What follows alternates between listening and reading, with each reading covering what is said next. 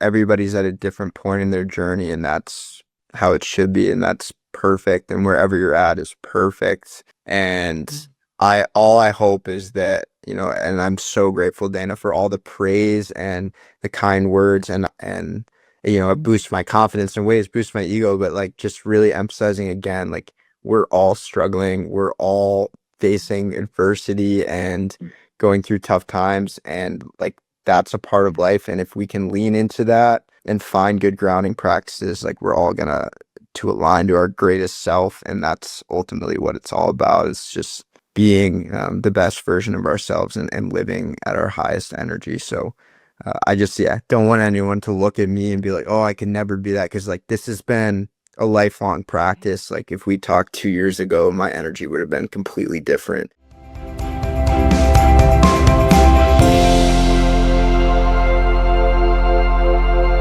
Welcome back to the Dana Grant Show, where I have somebody really special in the house today. He not only is a three-time, I'm gonna read this because it was so impressive. Not only a team captain, but he is a three-time academic All-American. Say that 3 times.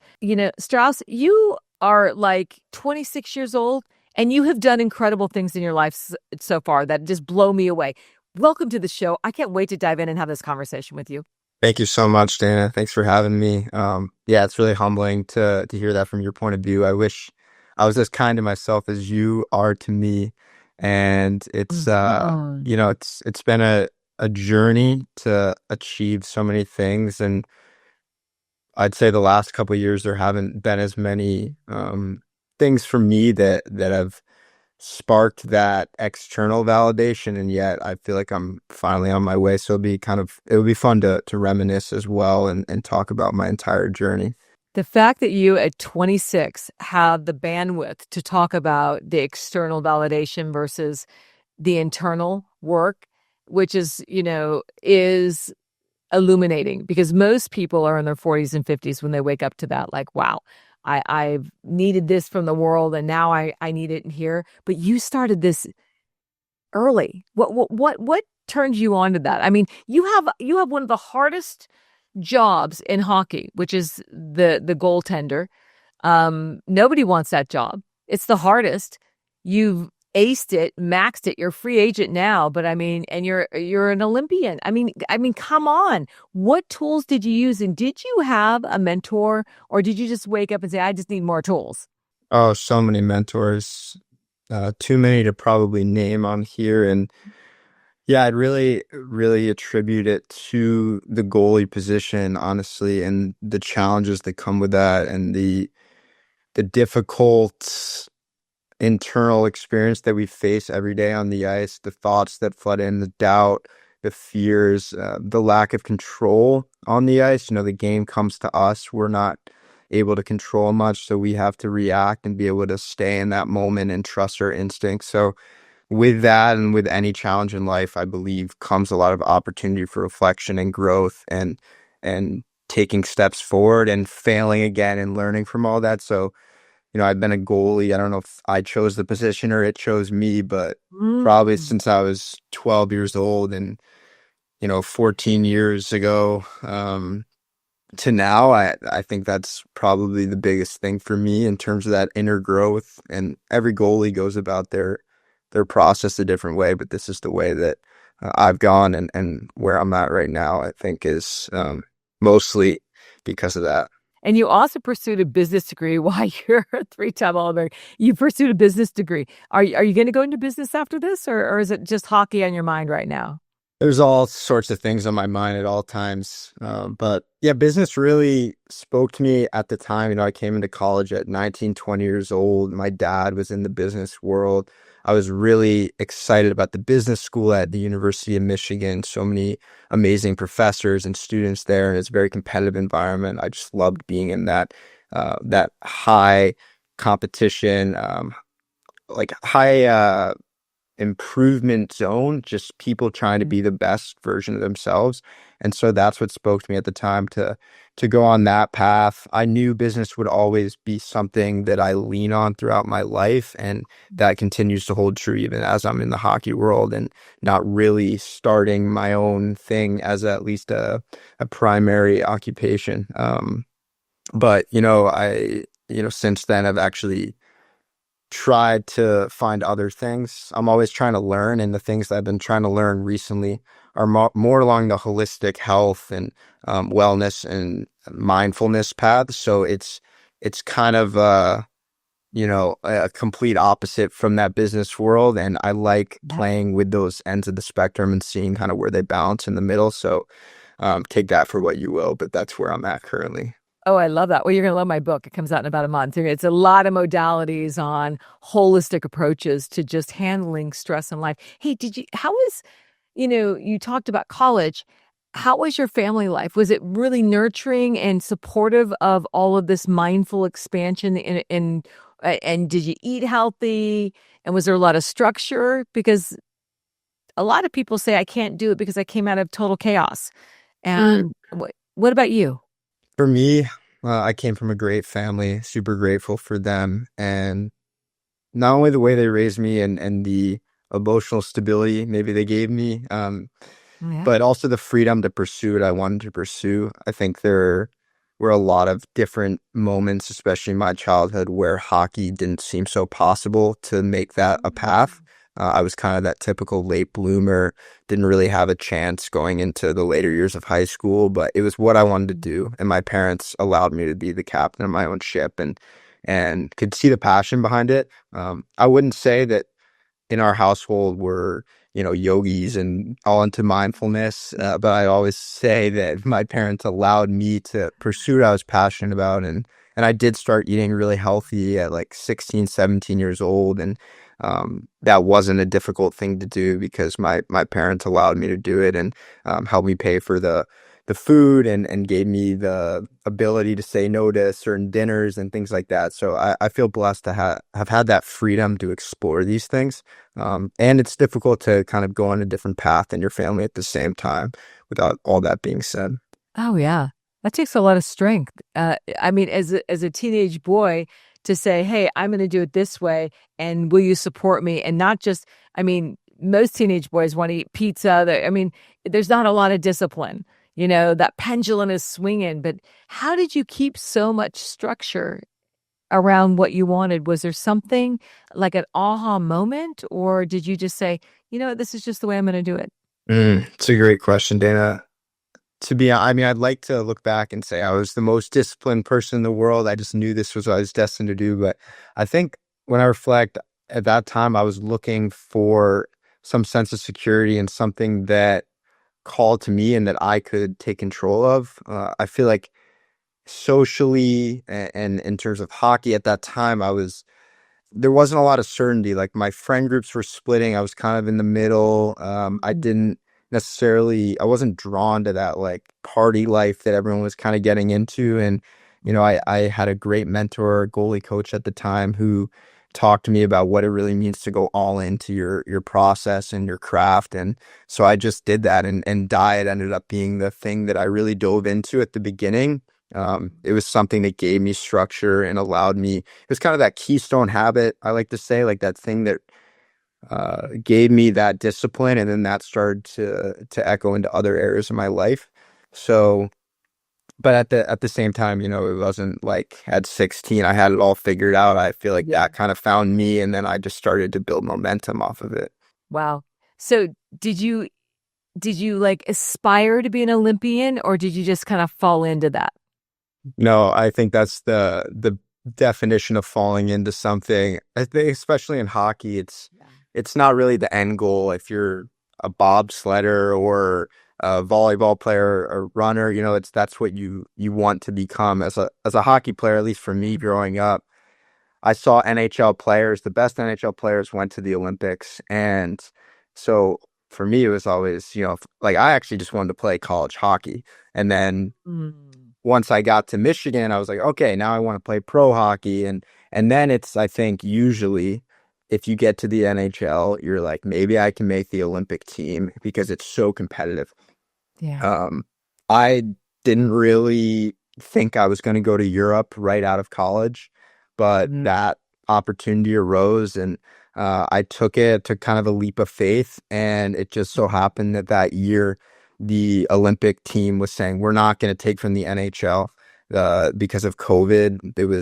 yeah. There was a lot going on with the ownerships of the NHL teams. They didn't want to send their players. So Yeah. they started to draw from college hockey players and European pros, and I was kind of somewhere in the middle, just coming out of college and starting my Europe career that first year. So it really found me. I got lucky, and they selected me and some other friends actually, and it was an amazing experience. And I'm yeah, just blessed to have had that opportunity. Yeah. Divine guidance, divine guidance. So, what would you say up until this point in your 26 years of experience, almost 27? What has been your biggest like aha moment that you could like pay forward and say, man, this was pivotal. This was something that I needed to do, or maybe you can put it in your own words. Yeah, there's so many things. I guess the thing I've learned is just to surrender the control. We always want to, like we have all these aspirations, especially as athletes. We're driven. You gotta, be disciplined, dream big, come through every day and work hard and harder and harder. And at the same time, handing over some of the control to some other power. Like for me, it's not even super religious. It's just like a feeling and a spirituality behind it. And I Mm. think I've tapped into that more in the last couple of years because I've started to really feel it, experience it, that these things are all going to happen whether we want them to or not. And if we can zoom out and see that they're happening for our benefit, then it allows us to go deeper into the experiences that we're having in the moment. And I think for me, I've always wanted things a certain way. I like control. Um, but sometimes, whether you like it or not, things are going to go how they go. And looking back on my wise 26 years, it really was the unexpected things that have been the most impactful and the deepest and most profound experiences for me. So now looking forward the best I can, just trying to see what comes and kind of flow with it. Has anyone ever said to you that you're an old soul? Maybe at some points, yeah. I mean, to have that awakening and understanding of life and control. You can go ahead and yawn. I know you've been practicing all day on the high. I know you're tired. Yeah, yeah. It's Friday. You've been practicing all day, and here you show up and you're paying it forward again. I mean, but yeah, normally this kind of awakening, kind of illumination of like, I got no control. I'm gonna play it out, and I'm gonna trust the. I mean, you can see back there, trust the process, which for everyone, it means release, surrender. And I mean, it is unusual. And I coach young men that are professionals that are your age that are not in a place where they're willing to surrender control, especially at the level you are. Yeah, thank you. I appreciate it. And I will add, like, I don't have this thing perfected. It's easy to get in front of a camera and speak things, and especially in today's day of social media, we're all able to look at, what everyone else is doing, and everybody can crop things and edit them the exact way that they want. And even in this moment, like I can show up exactly how I want to. If I mess up, you can edit it and make it look perfect. And we're not editing anything. It's All right, like perfect. we're That's going done. live. We had that conversation before. It's like total illumination. I even said your name wrong in the intro, and I'm like, and you said, "Hey, it's all good." I say Strauss, and you said, "No, it's Strauss." No, or is it Strauss and then Strauss? See, It doesn't matter. it's just not my gift. I try so hard, though. I try so hard. Yeah, I mean, um, it's anyways, I like that we're not editing this because Yeah. it's easy to sit here and talk about these things, but it's, every day is a process, a struggle to be the best version of ourselves, and it's difficult at times, and I fall into spirals and regress and fail, and I think it's just a commitment to be the best version of myself and to continually choose to put my best foot forward and learn from all the experiences, and not just hockey, my relationship, my Yeah. relationship with my girlfriend, my family, with other things. Like we're all imperfect beings, and I think especially in pro sports, we're supposed to put on this facade of being perfect, and it's just not reality. And I just can't emphasize that enough. So honestly, for me, like leaning into that imperfection is difficult, but been a huge breakthrough. Well, I mean, just when I thought you couldn't illuminate anymore, you go deeper and illuminate even more, which is, you don't see this a lot, especially in hockey. It can be a very brutal sport. There's a lot of ego, there's a lot of testosterone, there's a lot of, "Rawr" kind of stuff. I mean, I know I've interviewed a lot of hockey players, and there's a lot of trauma, Mhm. involved in the team. But you seem to have found a way not to insulate, but how to flow through it. Would you say that? That's true? Yeah, I mean, all you just said really speaks to me. It's also been a part of my energetic experience throughout my process, and especially in my early 20s. And it's interesting because right now I'm actually in massage school. Like I'm learning the art of body work and playing with these more circular, more maybe feminine types of art forms where the hockey might be on that masculine and part of the spectrum. And it's just really interesting to see those different archetypes play out and realize how I've identified with certain ones and even get lost into them. It's one thing to play that character, but it's another thing to not realize it's a game. Right. And so many of us, I'll just speak for hockey from my own experience, like we truly identify with it. We identify with our successes, with our failures, and at the end of the day, it is a game. It's an illusion. It's an experience that we're having. And this is the new, I guess, version of me is trying to not get sucked into it, to play that role and to Mhm. be in that zone, but then be able to step out of it and come home and be a softer, kinder human and even play with that on the ice and see how that feels. And to be honest, it's a bit of an experiment. Like I've had some successes with it last season, had some really profound experiences in these really important games for our team where it was like a total surrender and almost spiritual experience where I was able to play really well and I wasn't even like trying to, if that makes sense. Oh, yeah. Um, You've but been it's a gonna surrender, continue. just flow, or Yeah. no, just pulling it all in. Yeah. Yeah. But it's gonna continue to be an experiment. And I think that is okay with me. I'm okay at this point failing and learning what works and doesn't because this is so important to me is the life aspect and the spiritual journey aspect rather than just okay, like this survival instinct of like I need to just perform and whatever's going to get me there I'll do, but it's like stepping back and seeing the bigger picture sometimes has been actually a great asset on the ice. Wow. I mean, I don't mean to sound redundant, but you don't hear that often from a 26-year-old. Slay, kill, team player. I mean, to step back and incorporate all this and be a free agent, and you keep excelling. Everything you do, you just keep excelling. So it's working. Whatever you're doing is working. Hey, give us a day in the life of what does it look like to take on your life and show up and be you?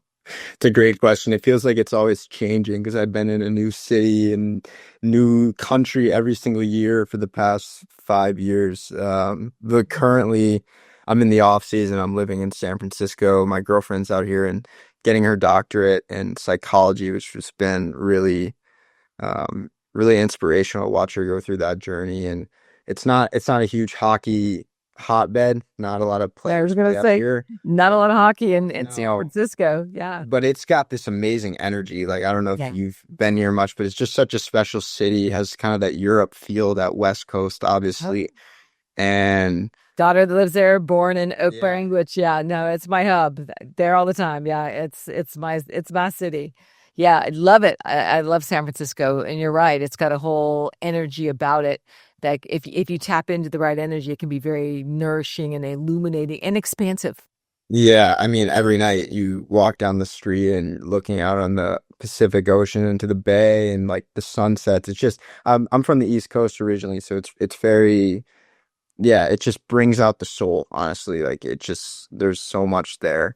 Yeah. But for me, it's like I said, not a lot of hockey players out here. I drive down to San Jose mostly to train, so we'll do that a bunch, go to the East Bay, but also like I said, I've been working on my massage degree, I which has love that. been I love cool that. and learning a ton. Yeah, so about every other day I'll head there for a couple hours, usually train in the morning, get up at like 6, go to the gym for an hour and a half and um go to class. Some days I'll skate and try and incorporate some mindfulness practices, whether that's afternoon or morning, kind of changes day to day. Haven't gotten the art of that with my hectic schedule, but um yeah, just constantly working on things, trying to do video, trying to read a lot, like getting into the like trying to dive deeper into this bodywork practice and read textbooks on that. It's just been cool. And I've been seeing so many improvements in hockey from understanding the body on a deeper level, which well, it's just like I don't think there's other hockey players doing this, but it's just been so cool. Like rather than just having a physio or a um, massage therapist, which I do have, and they've been amazing. But like actually understanding the body myself now, every time I go on the ice, it's like I'm using the information from class and applying it on the ice, and then reflecting on that. It's just this like feedback loop of improvement, honestly, and it's so unconventional. It's not your typical hockey training of like just lift heavy and all that, which I still do, but it's interesting, and I'm finding a lot of cool takeaways from it. I love that. You don't hear that very often. You're right. This is not the traditional hockey, training. Um, is the hockey culture changing? Great question. I think yes, and I say I think because in my day-to-day life, in my experience, and the people that have stepped into my world in the hockey world have definitely changed. And I do believe you attract kind of what you put out. And so it's hard, is that confirmation bias? Is it just like my experience of putting that out into the world and receiving that back? Or is it changing? And I think it's both. People are more open-minded. There's definitely a lot of that old culture still there and a lot of things that can change and probably should, but like anything, it's slow. And I just find a lot of power in these small conversations and these different connections with people that just want to be heard in this way, but haven't had an invitation to do that. And I actually see that at this point as my role in the locker room, like as a leader, as a goalie. Like I'm not going to be a captain. That happened in college and it was a different role. But now it's like, how can I be a person that people feel like they can open up to and be vulnerable with and express what they're holding inside? Um, from like a performance standpoint, we need to express ourselves, but also just like human experience, like to have another person you can share things with. I've found a couple of them in the hockey world and I'm so grateful for them and like owe so much to them. And I just want to try to be that for other people. And it's really cool to see like when you open yourself up to that, how many people come to you. Because everyone's just trying to fit in, but we're Yeah, all, vulnerability is yeah. it's so hard to be that you're in a hockey locker Oh room, my, and you're being vulnerable and bringing in a little more feminine energy. I can't imagine being open and holding space where it isn't so competitive and so dominating and all. I mean, just that they pump themselves up to number one, physically not get hurt, but emotionally not get hurt. And there's just and you found a way not to insulate, but to pull the curtain back and say, hey, I'm going to do it another way, and I'm going to hold space for whomever wants it to, and talk about it openly. I mean, holy Toledo, that is extraordinarily brave. yeah, I mean it's difficult and I get sucked into old patterns all the time. Um Going through the transformation while being in the game is difficult. I have a lot of connections, like we talked about Ryan Phillips, like people out of the game that have stepped into a new environment. I think it's probably easier that way. Not that it's easy, but just separating yourself. And I get a little bit of that separation in the off season, but coming back into each season is it's such an interesting way to not judge myself, but just see where I am To and gauge. I mean, to gauge yeah, to growth gauge. and how much you can incorporate. And it's almost like thread it back in and see what changes you can make. I mean, there are change shifters in this world and thought leaders, and you are definitely one of them, identifying that you may just end up changing hockey culture. I mean, I can see the calmness within you of, uh, and I don't know if you're nervous in that room or not with all of that going on, but I don't think you are. I think you're open to whomever's open, and you don't resist, whatever's resisting. Would that be true?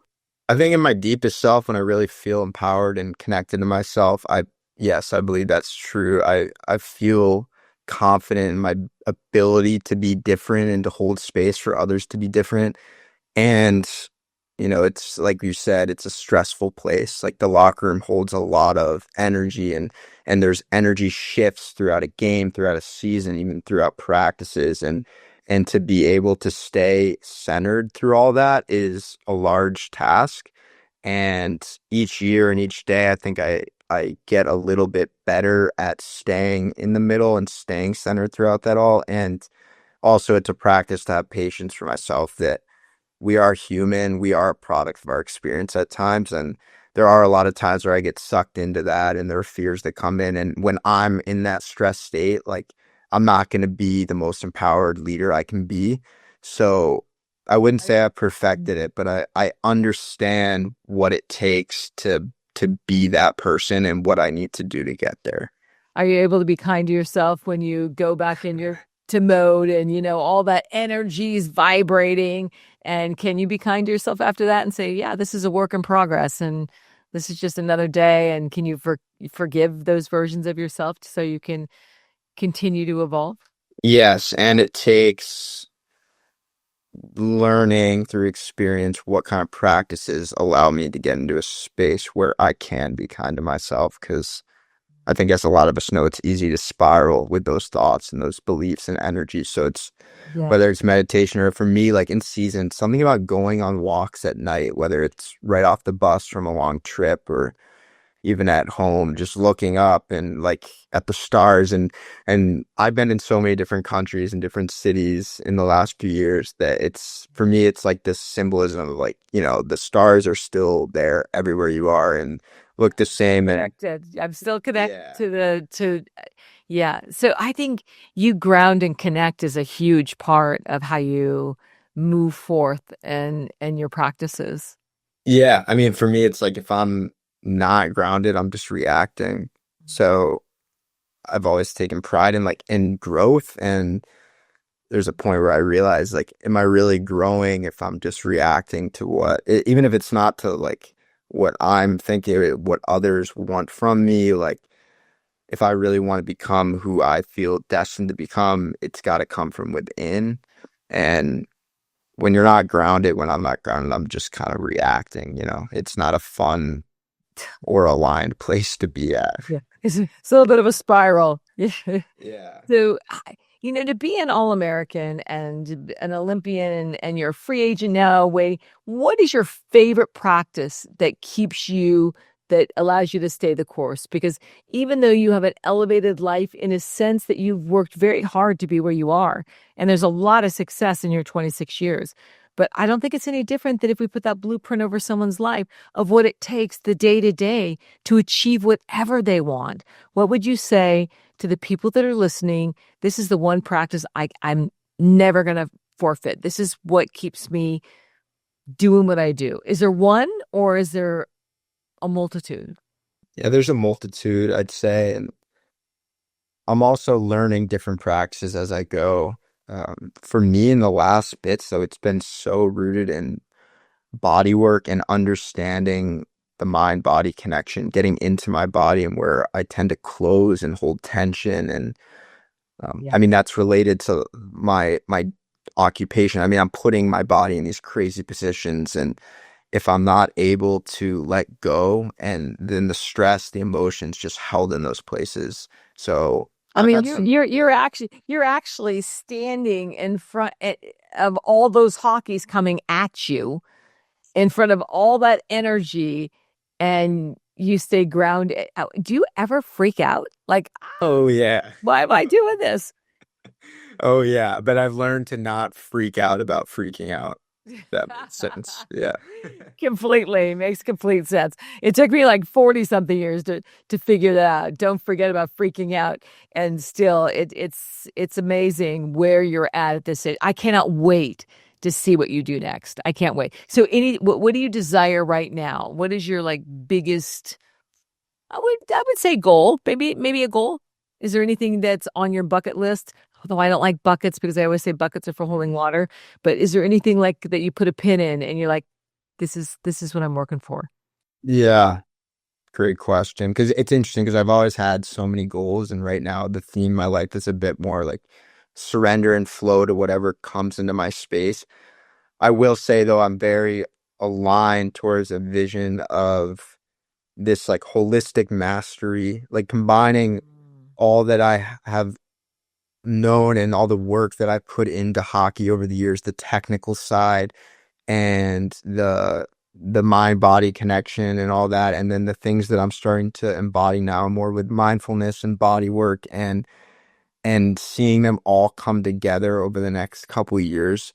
I had this really quick rise to success from the ages of like 18 to 23, where I went from literally probably about to quit hockey to being an Olympian and signing an NHL contract. And then the last 3 years have been a little bit of a dip as it goes in life, like not finding more of that sustained success. It's not like I've fully collapsed, but just like lost a little momentum, hit some adversity. And I really want to see all this come together, all these kind of leaps of faith I'm taking to do unconventional things and train in unconventional ways and live in unconventional ways and Yeah. see how they transfer into the hockey world and letting that express itself in the way that it does.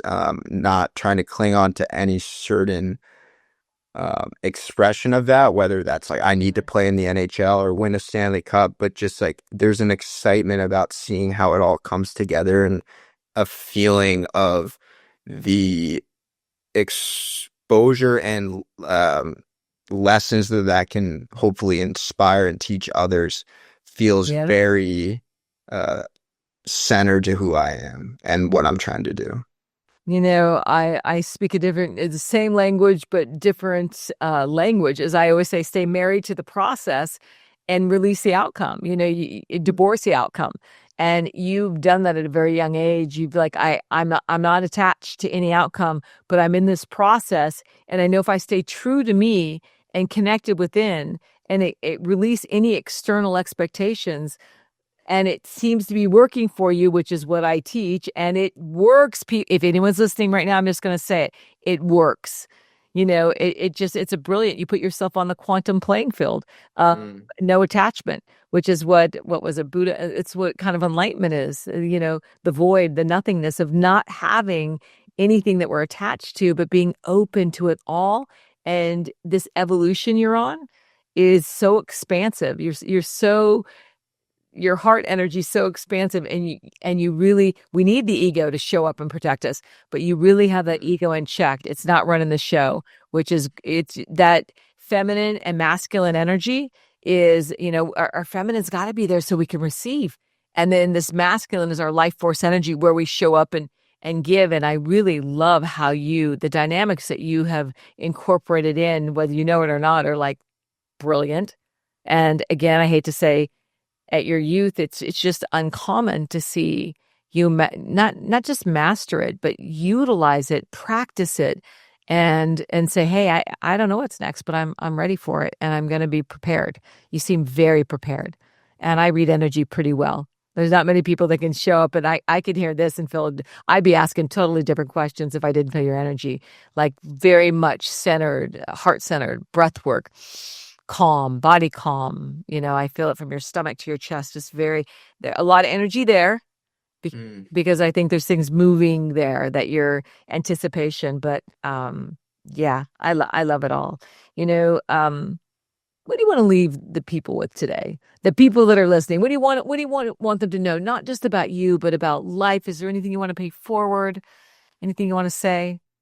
I'm just hoping that something I said along this conversation journey resonated with people. Everybody's at a different point in their journey, and that's how it should be, and that's perfect. And wherever you're at is perfect. And all I hope is that, and I'm so grateful, Dana, for all the praise and the kind words and it boosts my confidence in ways, boosts my ego, but like just really emphasizing again, like we're all struggling, we're all facing adversity and going through tough times, and like that's a part of life. And if we can lean into that, and find good grounding practices, like we're all gonna to align to our greatest self, and that's ultimately what it's all about. It's just being the best version of ourselves and living at our highest energy. So I just don't want anyone to look at me and be like, oh, I could never be that, because like this has been a lifelong practice. Like if we talked 2 years ago, my energy would have been completely different, and I'm hoping in 2 years from now I'll be in a different place as well. So just yeah, I think that's all I gotta say. I hear a lot of grace there. Just a lot of grace and once again, heart energy that you just are open and connected to it. So, okay, last question. So, where can people find you? How can they follow you? Yeah. Where do you hang out? Instagram. Yeah, Instagram. I'm trying to be a little more active on there, but it's, just seeing how I can be the most authentic I can be on there without getting sucked into it too much. And we're also my one of my best friends in hockey, who's another great soul and very aligned with a lot of the things I've said. We started a mindset coaching platform that really talks a lot about the holistic mastery stuff we talked about today, and Ooh, diving where into can they find that? mindfulness. Do you have a website? Can they, because we'll put that Yeah. links too. It's been awesome, and we're just at the early stages of it, but the website's buildyourhouse.com. House is HAUS, and can read all about it and what we're about on the website. We'll be starting some group mentorship calls in August. We had a great program that just finished up last week, where we had a guest coach and a guest NHL player on for a couple sessions, and had a great group of kids about 15 to 20 years old, and just talking all things sports and development and growth and personal growth. And it was awesome. Like these kids that showed up were so great and attentive and focused on these 2 hour Zooms, which is not easy to do. And No. the speakers were just getting the coolest people we knew and the most inspirational people we knew in one space. Was such an amazing experience that we're going to continue in some way. So if there's any younger athletes or parents there, that's a great resource that we're going to continue to build over the next couple months, and would love to have anyone join us in those group calls if we can support them. I love that. I'm going to share it. I encourage everybody out there to share it. We'll have all the links for you.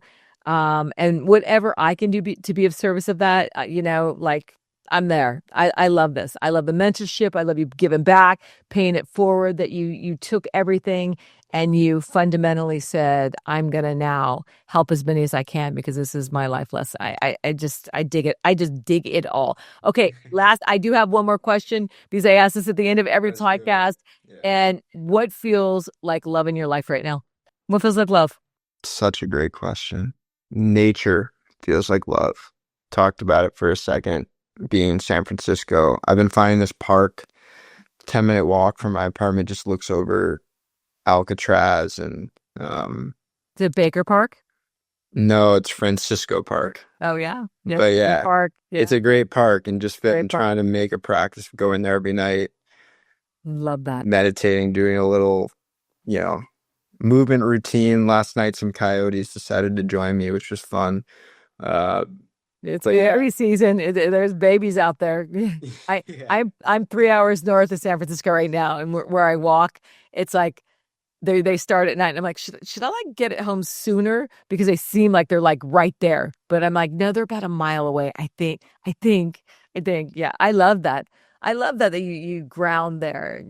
Oh, it's I fabulous. need it. I mean, I'm not a city person, but getting out there is just amazing and connected. And when I think of love, it's like it's connection and connection to myself and nature. It's just, yeah, it grounds me. So Oh, that's Strauss, is your girlfriend from is she from California? Is she? she's a Philly girl. Oh, No. well, oh, so you're both like, okay, so this is what you're gonna need to do. I swear I'm gonna meet you about an hour and a half out in about 2 months.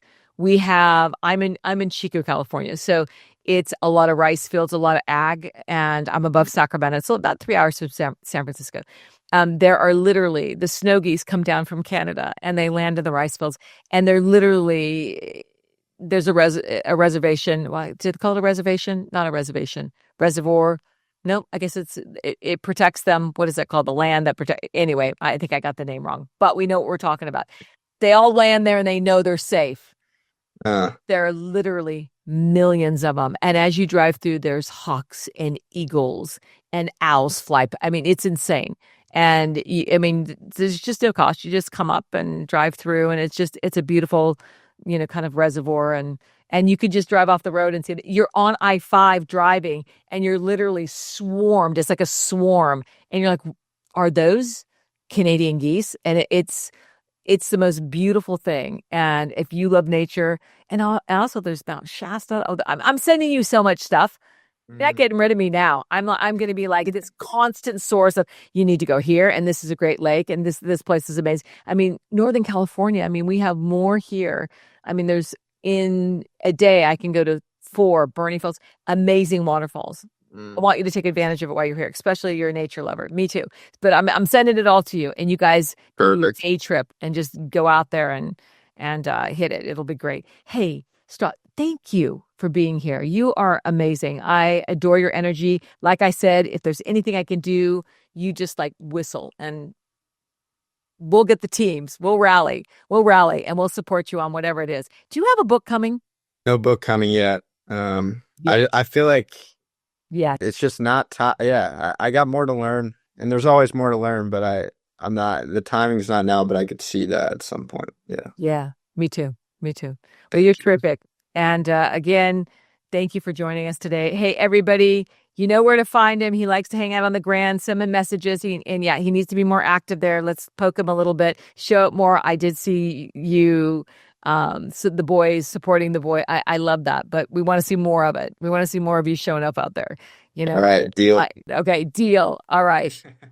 Everyone, thanks for joining us today. And until next time, bye for now.